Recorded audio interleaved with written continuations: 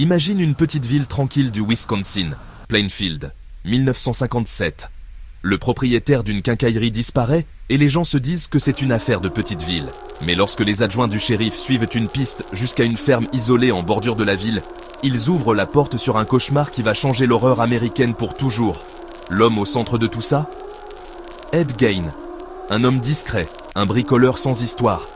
Cette nuit-là, les officiers entrent dans sa cuisine et tout s'arrête. Un corps est suspendu là. C'est brutal, c'est irréel, et ce n'est que le début. À l'intérieur de la maison, ils trouvent des choses qui n'ont pas leur place dans un foyer. Des bols faits de crânes humains, des chaises tapissées de peau humaine, des masques fabriqués à partir de visages, même ce qui ressemble à un costume assemblé à partir de peau. Ça ressemble à un décor de film, mais K ne l'était pas. Comment quelqu'un en arrive-t-il là ? Ed a grandi sous la coupe d'une mère farouchement religieuse et possessive qui lui a appris que le monde était pécheur, les femmes dangereuses, et qu'il était mieux seul. Il l'adorait. À sa mort, une partie de lui semble se figer. Il a commencé à visiter les cimetières, la nuit, à creuser dans des tombes fraîches, ramenant chez lui des morceaux de mort pour combler le vide. Les enquêtes diront plus tard qu'il essayait de reconstruire un monde où sa mère existait toujours, jusqu'à porter les morts comme un costume.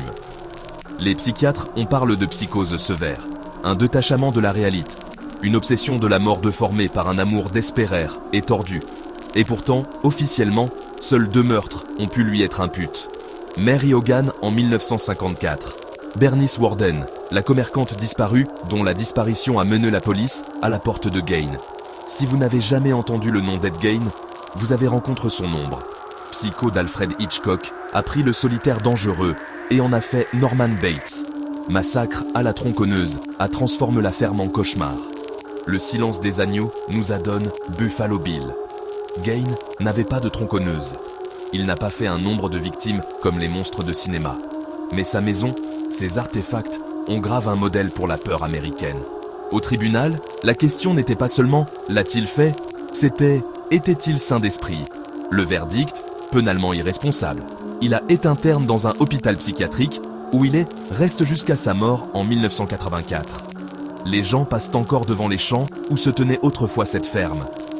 Pour moi, l'affaire Gein est un avertissement sur l'isolement, l'obsession et ce qui se passe lorsque le chagrin se transforme en fantasme. Il ne s'agit pas de glorifier l'horreur, il s'agit de reconnaître que les monstres ne rugissent pas toujours.